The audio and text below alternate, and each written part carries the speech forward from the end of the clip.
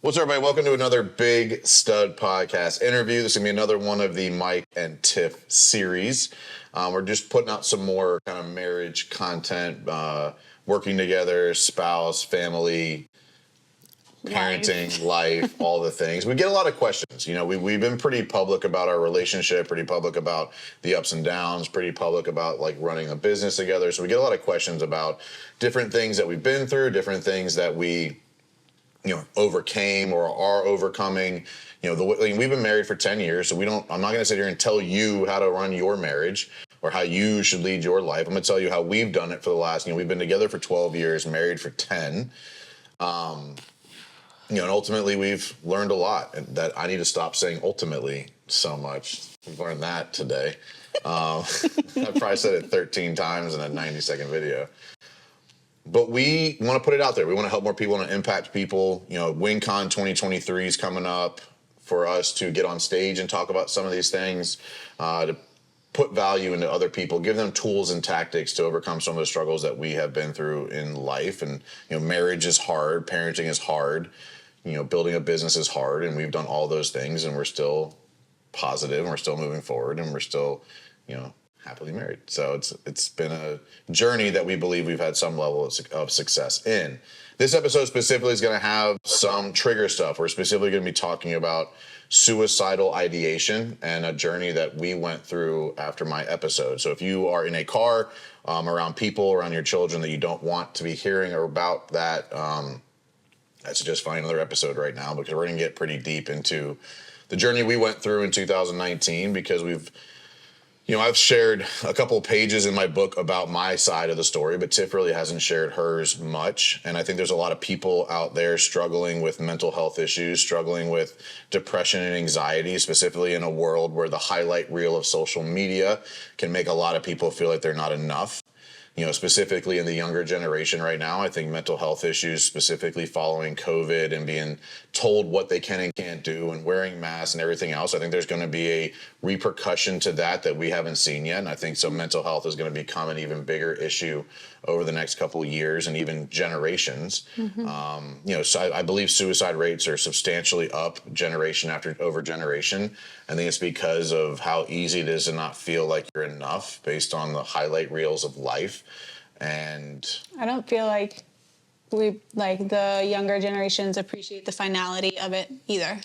Well, it's just you hit a checkpoint in the video game and you bounce right back. And whether it's Super Mario Brothers or Modern Warfare, if you die, you just hop right back, and here we are. But I also think people struggle feeling like they have enough attention. I agree. And so they utilize it as a cry for help as opposed to knowing how to conversate. I think communication is a big thing. But I'm going to tell for people that don't know, I'm going to tell my side real quick about what happened. And then, we're going to talk about kind of our journey from that's turned into where we are today and who we are today. So it's only happened once. So this is not a consistent thing. It's not something that's happened often. I got a hernia in November of 2019. That was one of the more painful mentally and physically draining experiences. I had surgery December 20th, I think. Sometime mid to late December. And again, post-operation, incredibly drained mentally, physically, emotionally. It hurt a lot. I think you paired all that with several other parts of my life that didn't feel like they were going my way. And I was done. I was just miserable. I was done fighting for this. And I think you pair that with the oxy that I was prescribed post-surgery, and the floor dropped out. It wasn't the first time I had thought about, well, what would happen if I wasn't here anymore? It wasn't the first time I had thought about, it'd be easier if I was just gone. And I'll say we all, I know for a fact people say that, not realizing, maybe short term, maybe in the season, maybe the version of who you are right now, people who maybe would be able to win short term, but long term, I think everybody's better off having you around. Let me tell you that. If you're listening right now, people are better off having you around long term than whatever short term problem you think might be solved by your absence. But I think I was always able to coach myself back out of it. I was always able to hit the bottom, we'll say, and bounce. Post surgery, I didn't bounce. I landed like a bag of sand and just sat there for weeks, and really struggled with just not wanting to continue. And I don't remember the date. I think it was sometime like right before Christmas, where Tiff was asleep and I was downstairs in the living room battling for my life. Like, I don't want to like romanticize it, but the reality was I was battling for my life. And I was having this conversation on the couch, and if you picture two sides of the conversation, one side being this beaten, withered man, and another side being this, just think, military, well put together, very confident person having this conversation. And one side basically, I'm done, I don't want to do this, and the other side saying, you're too strong to give up. And this conversation went on for hours in my head. Like, I'm, breaking down, like literally at the end of like, I don't want to be alive anymore. And there's a lot to the story as to how God played a role in this, in keeping me out of that hole. But ultimately I felt like I had planned on just taking a lot of pills, the Oxy, and I battled back and forth because me being a huge person, I didn't know if 20 or 25 Oxy would be enough to do the job, and I didn't want to have the embarrassment and the hospital bills of putting my family through that if it didn't finish the job. Like, honestly, that was the battle. That's what stopped me in the moment. And ironically, this has to be God. I can't think of another thing, but we decided to move in 2019. And in the move, the digital keypad to our safe died. And we had not gotten the replacement key back yet. And my gun was in that safe. And I can tell you right now, without a shadow of a doubt, if I could have gotten into that safe, I wouldn't be here. And like, that's a scary realization that like I was that close and not making the impact I've made over the last 4 years. Like, it's crazy to think about that. But I got to the point, I literally had the pills in my mouth. That championship version of me, that confident version of me won the battle. I spit them out into the toilet, flushed the toilet, and woke Tiff up. And the reason that was the next step, and I know Tiff's going to dive into this even more, is we had heard an episode of Ed Milet's podcast about a woman talking about how her husband died of suicide and kind of like what to do in this scenario, and so I woke Tiff up and was like, hey, this is what just happened. This is what I did. I need help. And that led to 3 or 4 months of a really hard journey. Like, my life didn't just turn around because I decided to not finish the job. Like, it was months of not wanting to be alive. It was months of still like talking myself out of throwing myself in front of a car. And I was so done. Like, I can't describe it. And like, I know there's a lot of people that talk about, I'm just so fed up, and like, I'm not going to minimize or celebrate or anything. This is not about other people's, but I was literally I was done fighting for my own life. And I'm going to get into a little bit more about how we've come from there and what decisions we made. But I mean, Tiff, how have you managed? Like, the question that we got specifically was related to, the one that kind of led to this conversation was like, do we still struggle with fear of it coming back around? Do we still struggle with it becoming a reality again, was kind of the question that we were posed with. But yeah. And I would say in the moment, especially not seeing it coming at all, I will say, luckily we listened to that podcast where she talked about what she wished she would have done or done more of, or like the specific questions she asked and the specific questions she wished she would have asked. Full transparency, I didn't remember a single one of them in the moment when I got woken up, and he was like, I need you. Whew, I didn't make it long. But all I knew was I needed to ask questions. So I don't even know what I asked. It's probably really stupid stuff. But I was just like, I need to know, like, where are you? You really don't remember? No. You asked the exact question she talked about. I was terrified. And the question was, asking, how do you plan to do it? Was the question to ask to help open up the conversation around, like where's your mind at? Like, what are you thinking right now? And, she had mentioned in that podcast specifically that, like, opening up the dialogue of the question tends to, de-escalate or disempower the thought process. And so that was the first question you asked. Yeah. I just knew I needed to know, like, where you were at. Like, how much of, like, in my first thought was like, shit, where's the gun? And then I knew it was locked in the safe, so we were good there. We didn't have the key. Thank God it got cocky and he threw it away on our move.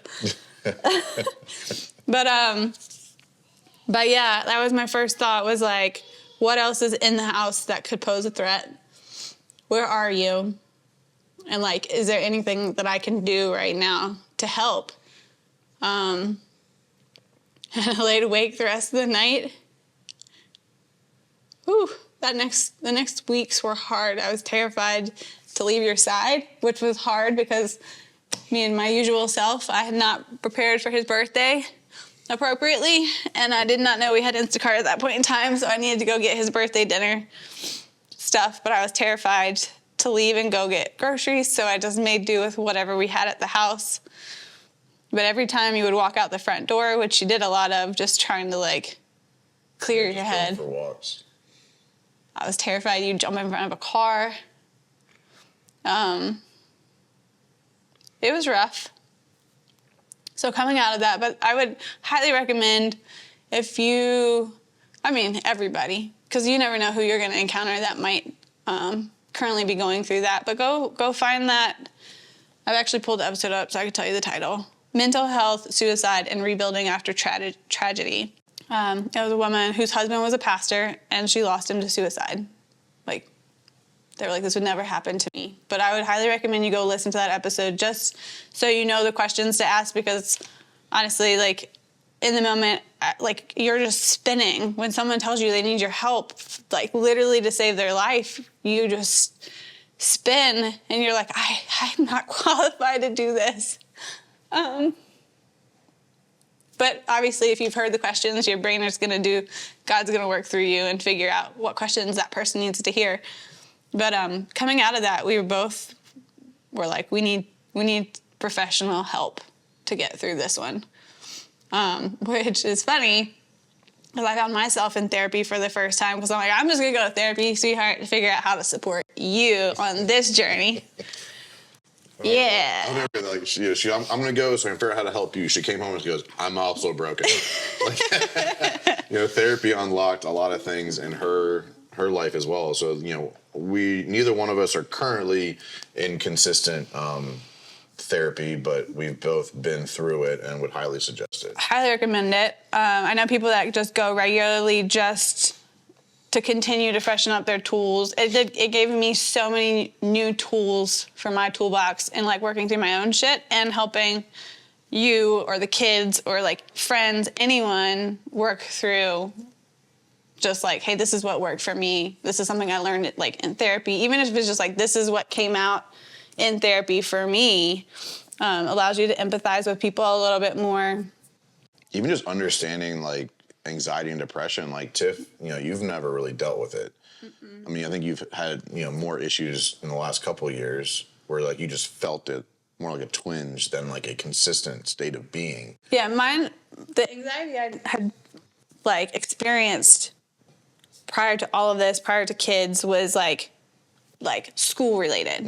Like, I knew what was triggering it. I knew it was like a test or a project, or, like, there was a specific reason why I was feeling anxious, and I knew there was a light at the end of the tunnel. I would work through it. Like, I would be done. It was going to pass.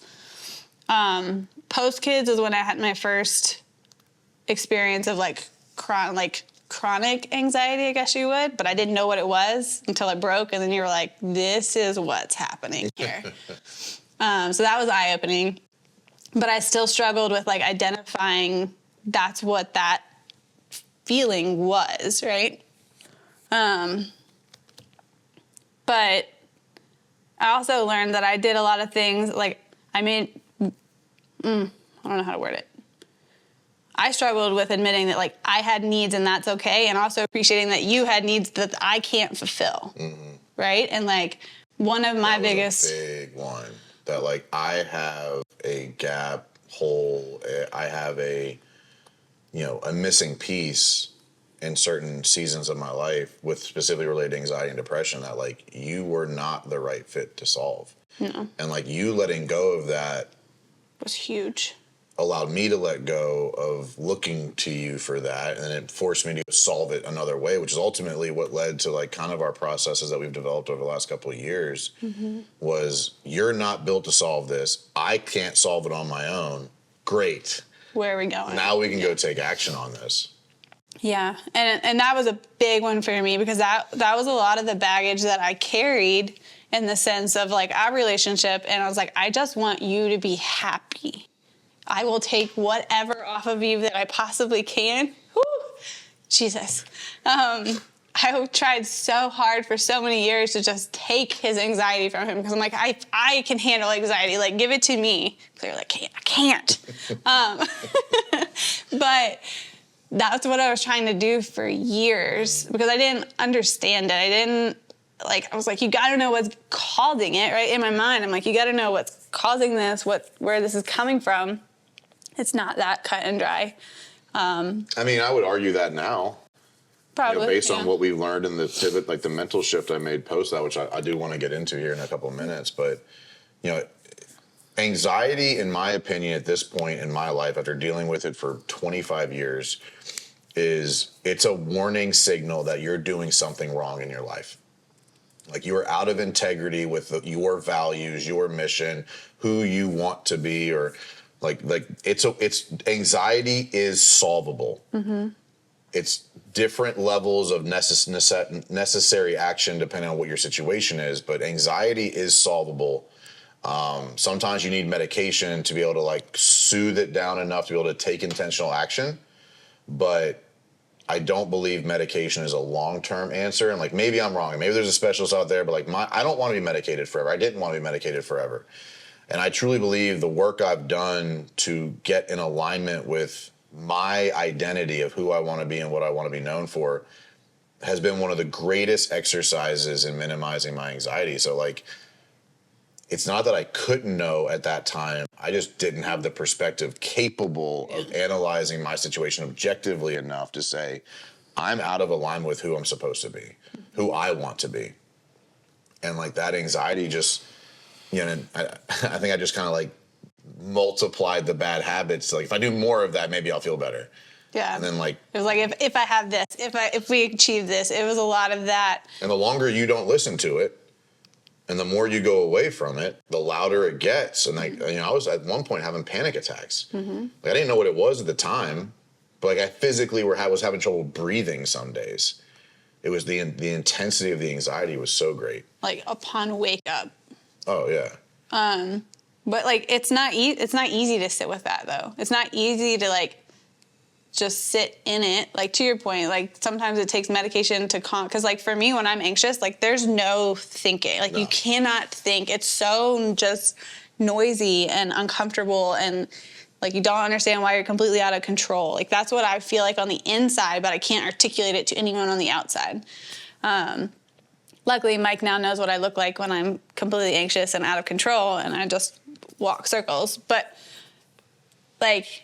It takes a lot of self-awareness and like and self-control. I don't know what's the word to like truly sit in it, like sit in the shitty moments. I think it's self-awareness. The ability to sit and kind of have that objective, high-level look on yourself. Yeah, is self-awareness. It's the ability to analyze your situation as if you're an outsider.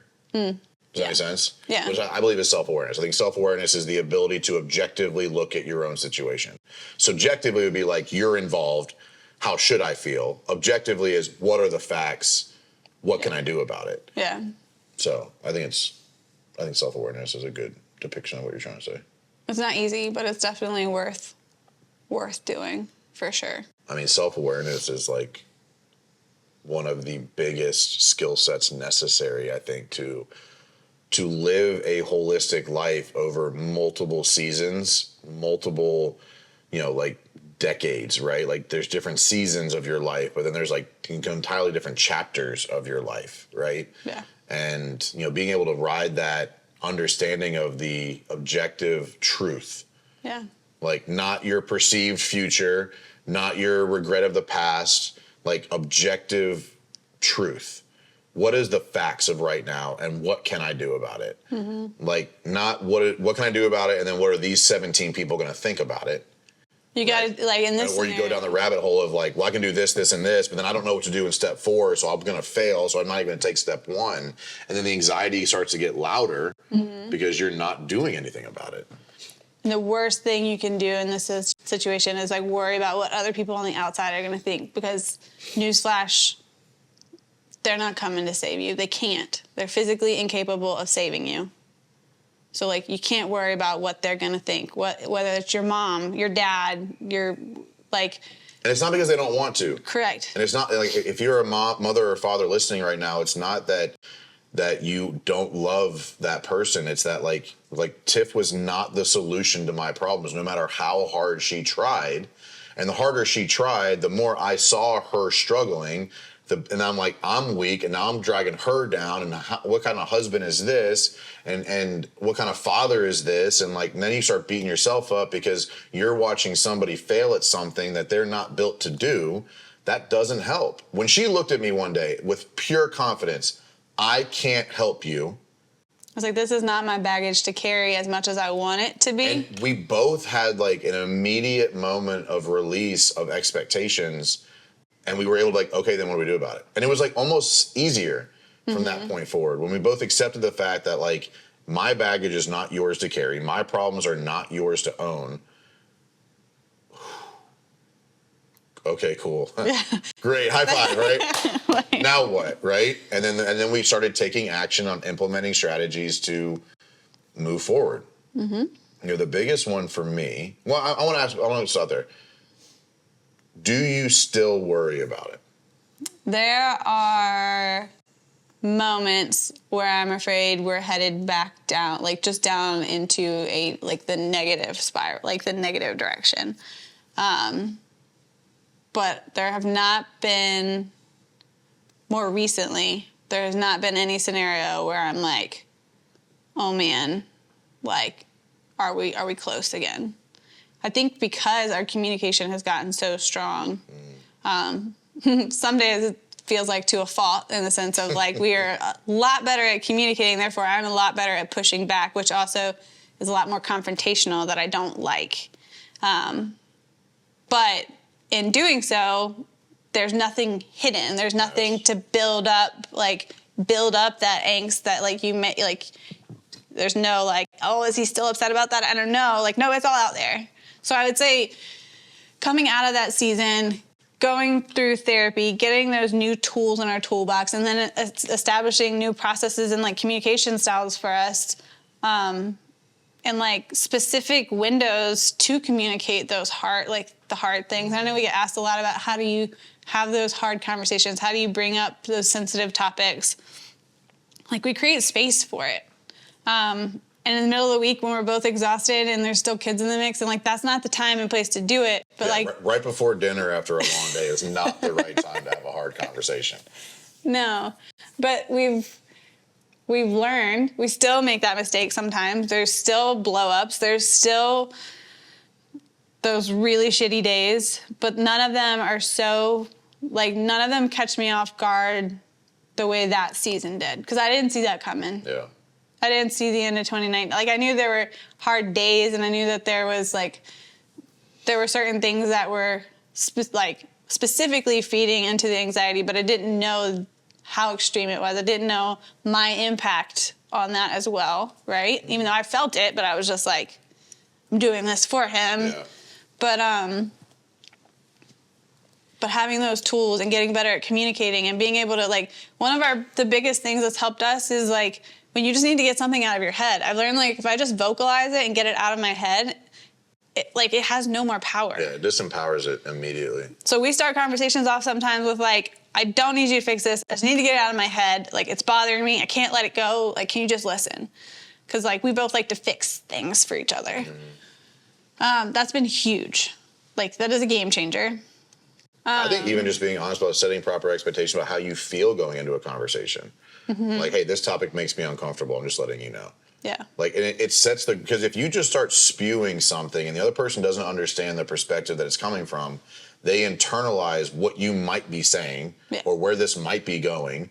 And then they immediately get defensive and start visualizing how they're about to combat the thing that you're just saying or solve the thing that you're just saying because you did not set proper expectations with them. And I think that like creating space is not just, physically in time and finding the right like breaks in routine to do it, but it's also creating space by like setting the expectations for the moment, like setting the aura of the moment of like, look, this is just not going to be a fun conversation, or like this conversation makes me really uncomfortable, but like I just need to tell you. And like I'll be open, like, I struggle seeking attention from other women. Like it's not as bad as it used to be, but more recently, even in our sexuality, like we've been having more open conversations around like what we want or what we used to do. Because like you've opened up, I've opened up about like things in our past that we're not as proud about, which has allowed us like, even now in the bedroom, like we're able to be freer because we were willing to be open about the things that like we didn't want the other person to know. Yeah. And we let it go, right? And I remember like, hey, like this is something I'm like I think when you said it to me, like this is something I've been holding on to a long time. Like I really don't love it, but I just want you to know. Ugh. Well, it's funny too because you usually do that, and then the person's like waiting for the other shoe to drop, and you're like, no, that was it, and they're like, that wasn't that bad. You're like, but it felt bad to me. Yeah. So don't minimize it. Like, yeah, because like it was growing. Like it was a seed that grew into a tree that was disrupting my ability to be happy. Yeah. And like it may not seem like a big deal to you, but the amount of effort I put around that thing to protect it or protect you from it, the energy that went into building that castle around that seed. That was this little itty bitty thing. You're like, if she knew, maybe she'll do this. Let me just protect her from it, or protect me from her knowing about this thing. Yeah. That's what makes it bigger. It's not the seed; it's what you build around it to protect. That's really good. It's like the fear. Yeah, it really is. It's like the anxiety of like getting a shot. Like you think it's gonna hurt so much more than it actually does. But like in what we learned in having those conversations of like, this has just been bothering me. I figured it was in the past. It was done, but it just never went away. But again, vocalizing it, and then it was just like, oh, okay, it's done, it's past, it's gone. I don't know why I was like hiding from it for so long. Well, because I think it also allows you to just be more of yourself, because when you're trying to hide something from somebody, you're afraid of going all in on who you really are, because then that person might find out. Well, because you're not hiding it anymore. And the fear of judgment. No. But like, my perspective in a marriage, I'm like, yes, I might judge you a little bit for like silly things, but like it is I have chose to love you unconditionally. Like I made that commitment. I chose to do so, and I do so every single day. No matter what little seed you're hiding from is not going to, it's not going to change that. When you'd be amazed at the reason that came up was because I opened up about something that happened in my life. And you might be surprised about the thing you're hiding is the thing that she's hiding, and you opening up about it allows her to open up about it, and all of a sudden you get closer together. There's one less castle keeping you apart. Because those are two of the biggest things. We're not going to share them, but like two of the biggest things that we were both hiding that like we dropped in pretty much the same time frame. And that was like 2020, 2021. It's 2021. Yeah. And so like here we are 2 years later, a year and a half later, and like our relationship's never been stronger because we keep dropping those castles or whatever you want to call it, like the things we're trying to protect each other from.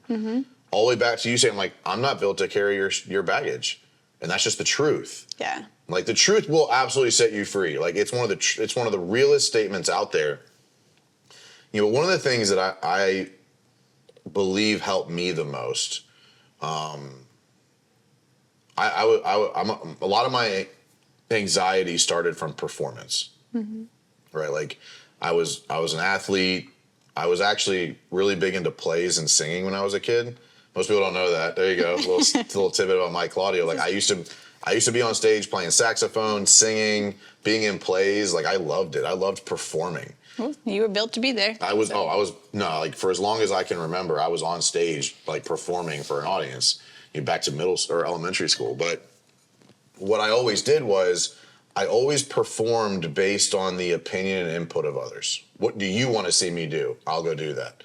What's good enough? Okay, I'll be that good. And in some cases, it made me better, but in some cases, actually held me back because other people's perspective of what I was capable of was less than what my actual potential was.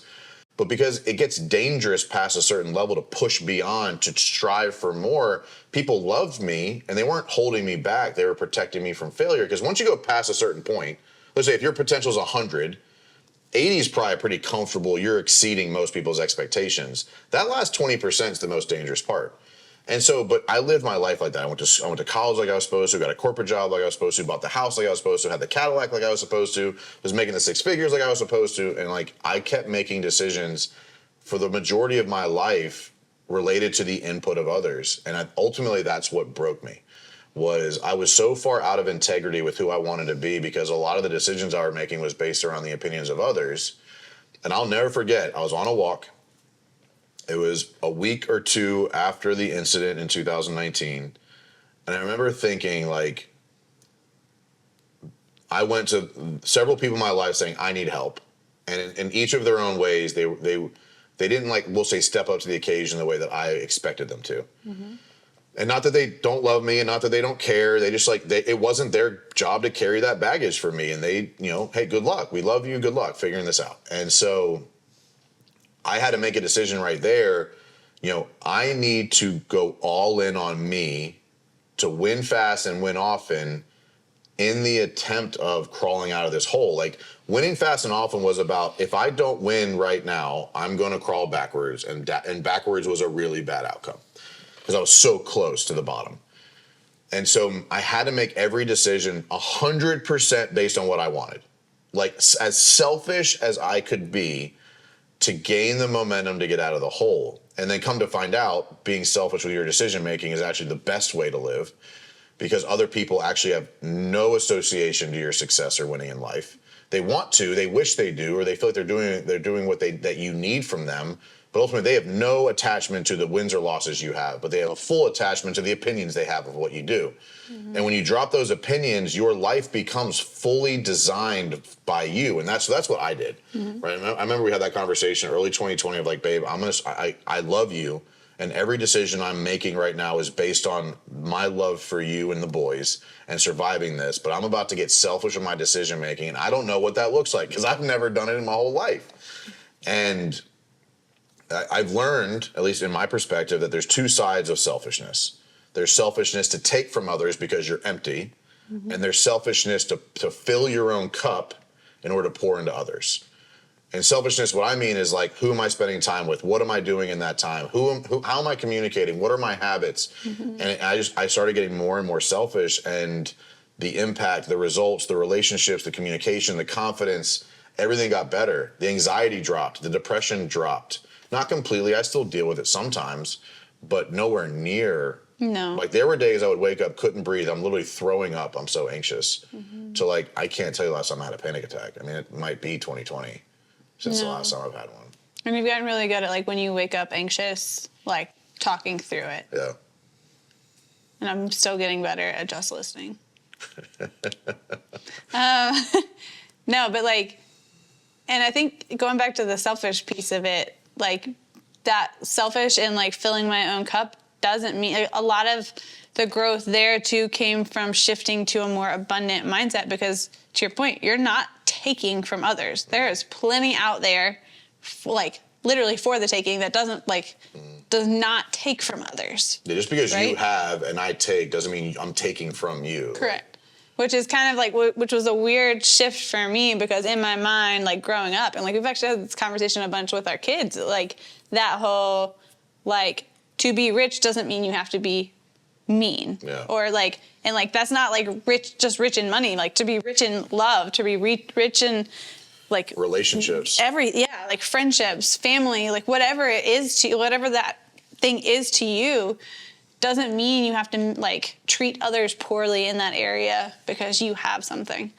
So that was a big shift for me of like, oh, I need to, like, the whole, like, take care of yourself first, put your mask on first before you help your kids kind of thing. Yeah, put the mask on first is real. It really is. If you can't breathe, it doesn't matter what you do for anybody around you. It just doesn't. Mm-mm. Curious, are you ever afraid that you will go back there? Yeah. Yeah. I mean, it's like, the thoughts or like you said, you see it, right? Which means I'm feeling it. Mm-hmm. The difference is like we have implemented strategies and openness to be able to communicate about it so that it doesn't continue to snowball down the hill.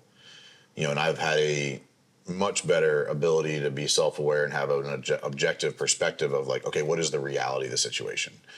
I truly believe nothing's ever as good or as bad as you think it is. And so I still catch myself in the fringe sometimes.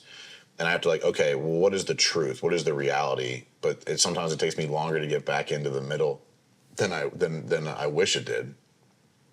But no, there's definitely days where, the thought of like, I still might do it someday.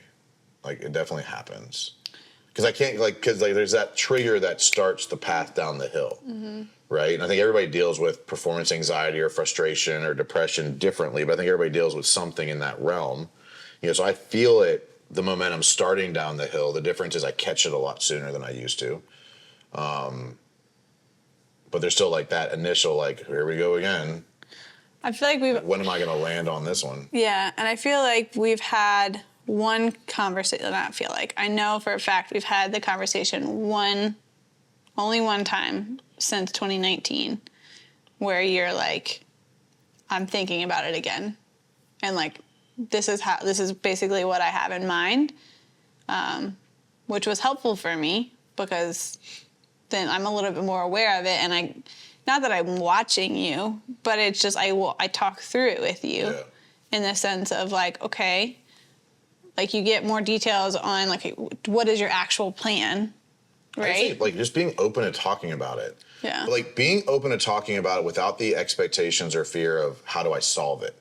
Yeah. Like that's like you dropping that allows you to ask me more questions now because no matter what my answer is, you're not carrying the expectation of, well, what if he says something I can't fix? You're going into it saying, I can't fix this. Correct. But I want to talk about it. Correct. And I think if you're a married couple or you have family out there or like you have a child that's struggling, like go into it with the expectation, I can't solve this, but knowing's better than not knowing. Mm-hmm. And just asking the question, like asking somebody, like, have you ever thought about, killing yourself? Like, I think more people have suicidal ideations and visualizations and daydream about it than we probably even realize. Mm-hmm. And I think if you're just willing to like take somebody you care about and say, hey, like, and if you're, let's just say a parent, because this specific question we got was related to a parent concerned about their child, go into it and be open about your experience with it. Like, I think one of the biggest mistakes parents make is they interrogate as opposed to conversate.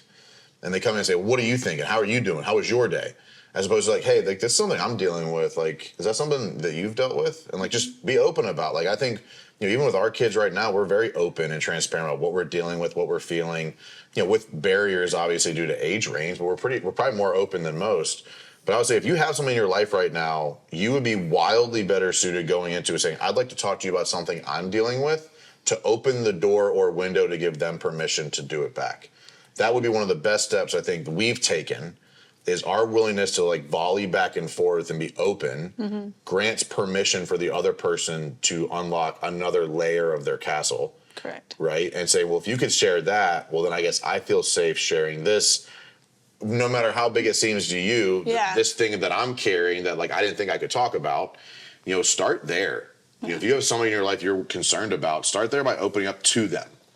Be open to them about stuff that, you maybe haven't shared with anybody before. Yeah. And like I said earlier, like, don't minimize it in the sense of, like, we were talking about when we shared certain things, not every one of them was like, oh, that wasn't that big of a deal.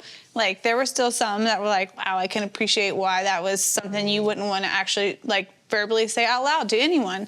So, like, don't minimize it when someone's sharing with you, especially a child, because that could burn that bridge real fast to be like, well, I'm not going to share something with them again.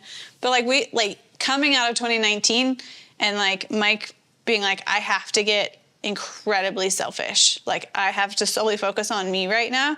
And of course, I was like, absolutely. Like, just tell me what I can do. I've got me, like... And that, like, that didn't mean I was, like, leaving my family. No. It was like, hey, I'm making decisions for us. Yeah. Incredibly selfishly on what I want or think is best. Correct. And at the time, I was like, absolutely, I've got me and the kids. Like, let us know how we can help. But we also got really, really open with the kids to, like, especially on the like, really bad days, to be like, Daddy's feeling really anxious right now, like, and this is kind of what it feels like. And like, but I do it now too, because like there are days where I'm just completely overwhelmed, especially with all the new shifting from like, I thrived in my career, but everybody else was basically parenting my kids and I just got to hang out with them at night. So it was awesome.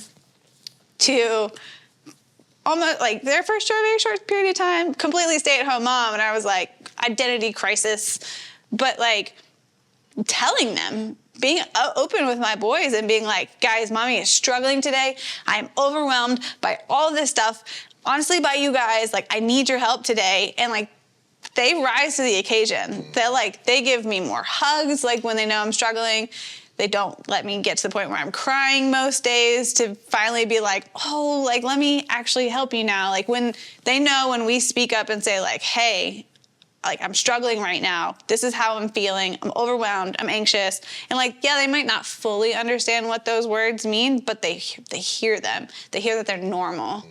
They don't have any reason to hide from them. Because there'll be times where MJ will pipe up and say like, I'm worried about something, or I think I'm anxious about this. And you're like, it opens the door to be like, oh, bud, like, so what are you feeling? Like what's making you feel that way? Picturing. Yeah. But I think that the only way that conversation happens is if the expectations of the person, of both parties, is we're not here to solve it. Correct. You know, if you're there to solve it, there's this entire extra layer of expectations and accountability of, okay, well, I have to really I have to agree with what you're saying because I'm here to solve it. Like, you don't have to agree. You don't have to be on the same page. You just have to listen and talk through it and ask good questions. You know, but dropping the expectation of having to solve each other's problems, you know, allows you to not feel like you're throwing anything on me. Like Tiff saying, my baggage is not yours. I can then share my baggage more openly because I know I'm not going to impact her.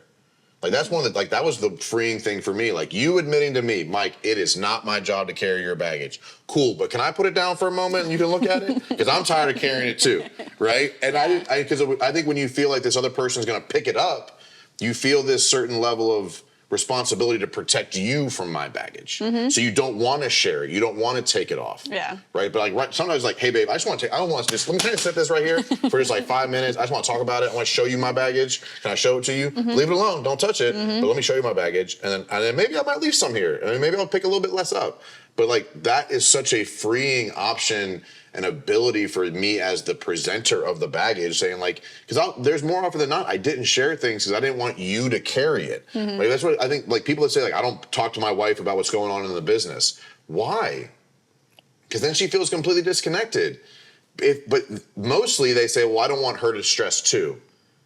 But then that's wrong. Like, it's not her job to fix your business problems. It's her job to be a partner in your life. And I think, man, like, that might be the most eye-opening part of our ability to communicate is like, I'm not handing you my baggage, but I don't need to carry it. Let me put it right here for a minute. Yeah. That's huge. Because like, whether you realize it or not, like, we feel when like, if you're not talking to your wife about the business side of things, like, we feel like you're hiding things from us, right? Like, we know that there's something off. There's a block in our communication. There's your energy, whatever. Or we feel like you can't handle it. Correct. Which like minimizes your role as an equal. Correct. But also when you try to fix something, like the whole, like, I don't need to fix it.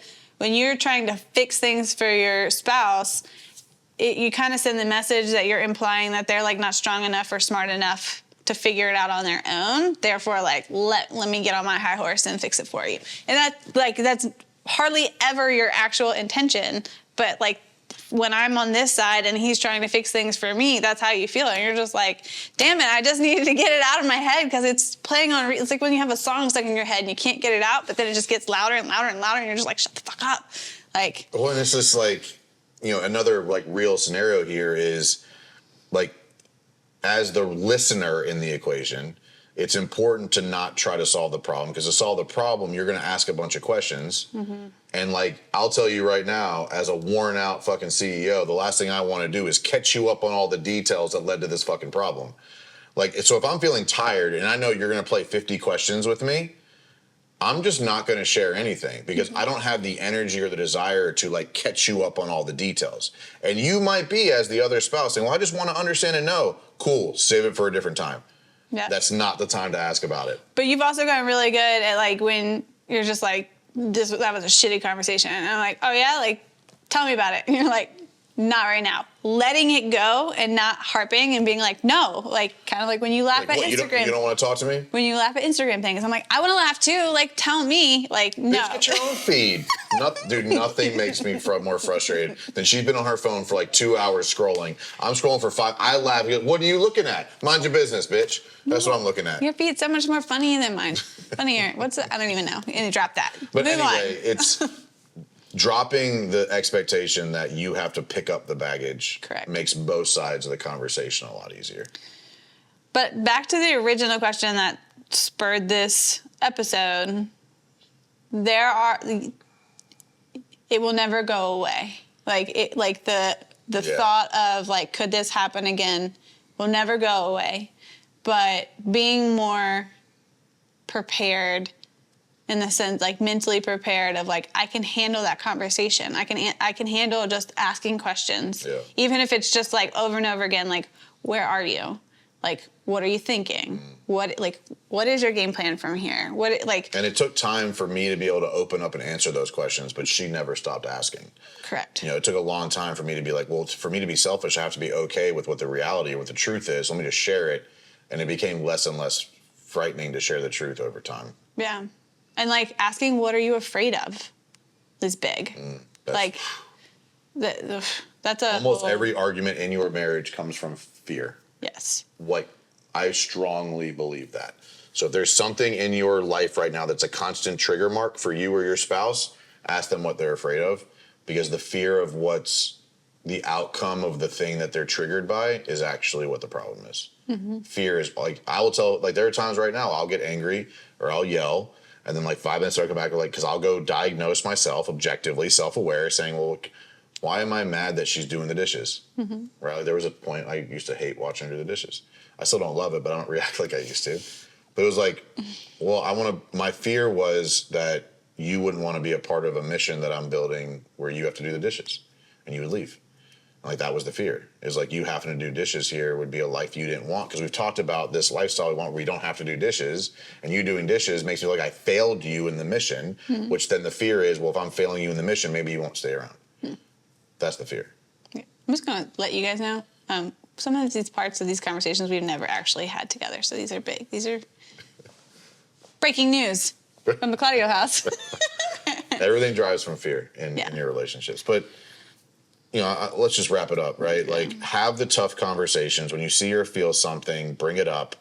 But set the aura for the conversation. Set the mood. Set the expectations of, I'm not going to try to solve this, or I don't need you to solve this. I just need to take this baggage off and set it down for a moment. I'm not asking you to pick it up. I'm just asking you to sit there and look at it with me. That's all. I think like that's one of the best images that we've said about it so far. Yeah. Or if there's someone in your life, like coming from the person who didn't have anxiety, who was coming into this blind at the time, but if there's someone in your life that that you're like, you just want to check in on, like, don't be afraid to ask the awkward questions, like the hard questions, go past the like, how are you today? Because like they're going to give you a surface level answer where you're not going to ask more questions, right? Like that most of the time people think that nobody actually cares. But like if you're willing to ask the hard questions, like, where are you? Like someone might tell you I'm sitting here in South Carolina. Some people might be like, I am sitting in the trenches right now. Like it might just be that one simple question that opens the floodgates where they can get it out of their head, and then it's no longer this monster that they feel like nobody else cares about and that they're fighting alone. Yeah, verbally communicating something you're carrying immediately disempowers it. It's the best thing you can do. Yeah. Well, guys, that's the story. As awkward and uncomfortable as that might be, I do not feel like I'm at risk. It's something I do feel like it could get there again, but it was a one-time extreme example of living out of integrity with yourself, and then implementing a medication like Oxy, and then being married to an incredibly powerful woman who was able to stand up in the moment and be what I needed. that's something I'm always grateful for, and that's how we've made it through 10 years of marriage. We beat the odds, I think, at this point, but that's how we're going to last another 50 years. It's because of our ability to communicate and be open and be willing to be what the other person needs, whether that person knows it or not.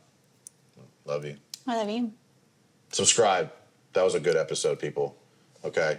We really poured it out there today. If you like these, keep scribing. Just keep scribing. That's what Ever says. But if you guys have questions, if there's anything that you want us to diagnose, or even if you want to share your situation and you want to give us some details, you want us to diagnose how we would handle that or talk through it, I think that'd be a really great exercise of, hey, send us something you're dealing with inside of your marriage, and we will give you our opinion and perspective on what we would do to overcome it, so that we, as us, can help you win fast And win often. Love you. Love you.